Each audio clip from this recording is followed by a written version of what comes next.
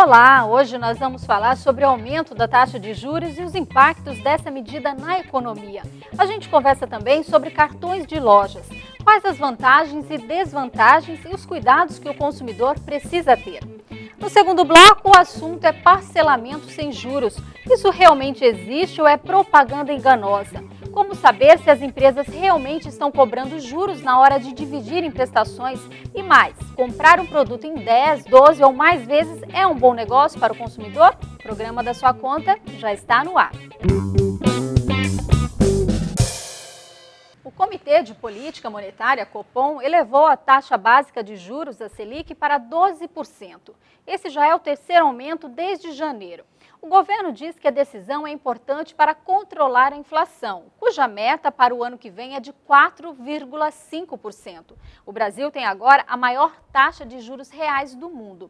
Sobre o impacto desse aumento, eu converso com o economista Fábio Guedes.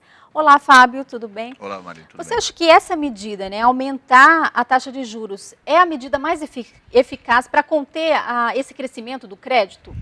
Veja só, Maria, no caso, a elevação da taxa de juros de 0,25% foi menor do que o mercado desejaria. O mercado queria 0,5%, né?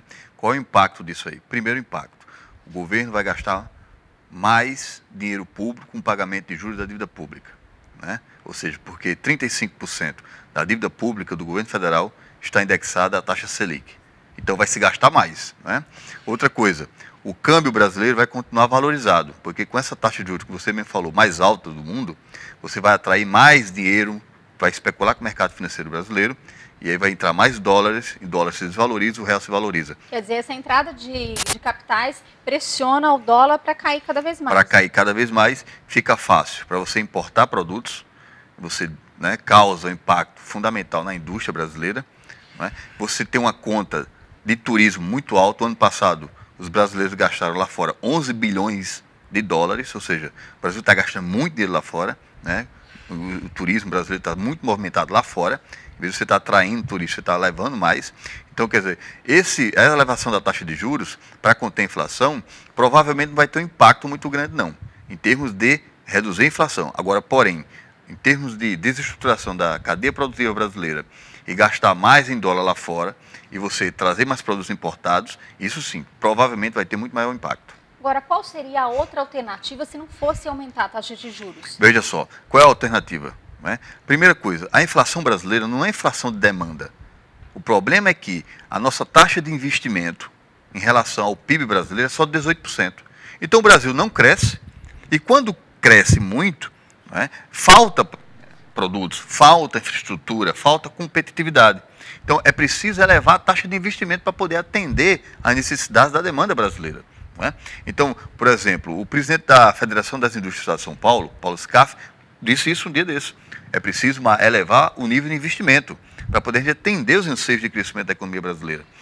E não ficar com essas medidas compensatórias, que está elevando a taxa de juros, que está causando um processo de desindustrialização brasileira, o câmbio brasileiro extremamente valorizado, e a gente gastando muito dinheiro lá fora, e os capitais internacionais especulando com o mercado financeiro, e além disso, o governo brasileiro gastando cada vez mais com juros da dívida pública. Agora, a tendência é o quê? É continuar essa elevação da taxa de juros ou a gente vai ter uma queda progressiva daqui para frente? Olha, provavelmente a tendência é elevar a taxa de juros. Por quê? Porque o problema não é a inflação.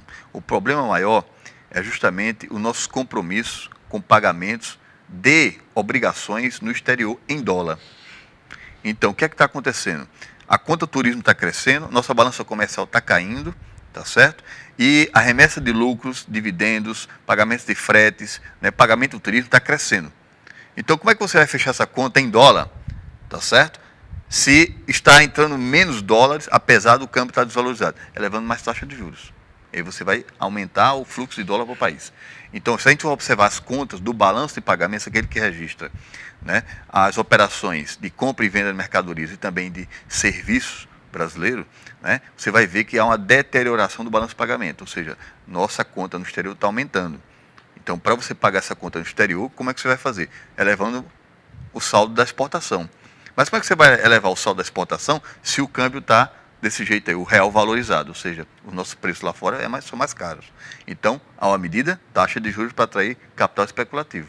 O governo vai ter prejuízo com isso, vai gastar mais com juros e vai haver, evidentemente, impactos na indústria brasileira.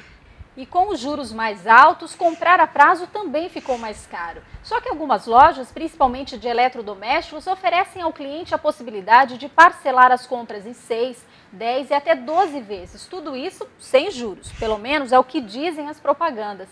Mas será que é mesmo verdade? Existe parcelamento sem juros? Fábio, como saber se essa estratégia das empresas é mais para atrair o cliente do que realmente dar um ganho real? Bem, Maria, é difícil até você analisar um pouco esse quadro. Veja, depende do porte das empresas. Há redes varejistas que têm presença nacional, né?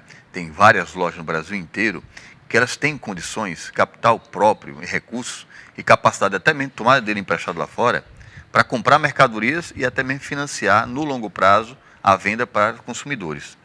Então, provavelmente essas grandes redes, né, preocupadas em garantir sua fatia do mercado, elas têm capacidade, elas têm capitalização para bancar, né, a venda a crédito e prazos mais longos.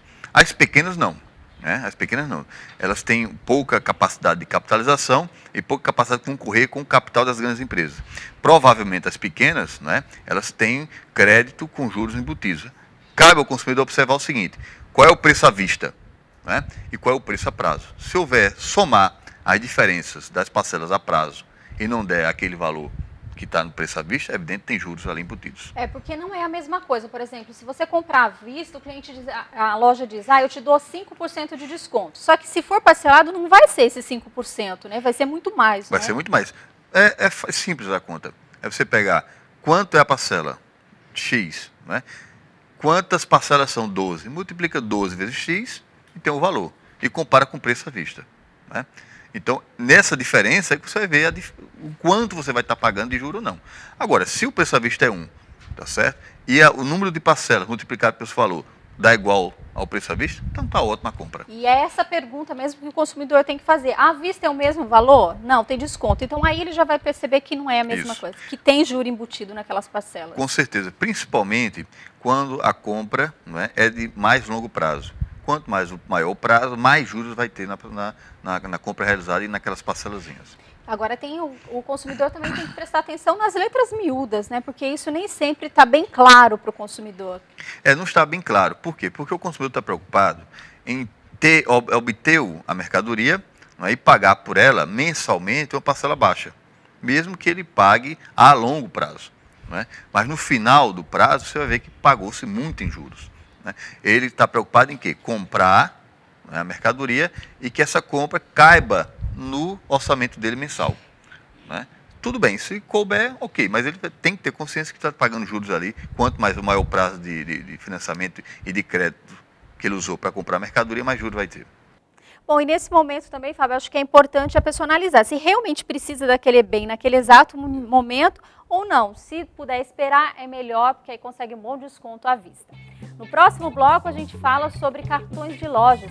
Você vai saber as vantagens e desvantagens de contratar esse tipo de serviço. É já, depois do intervalo.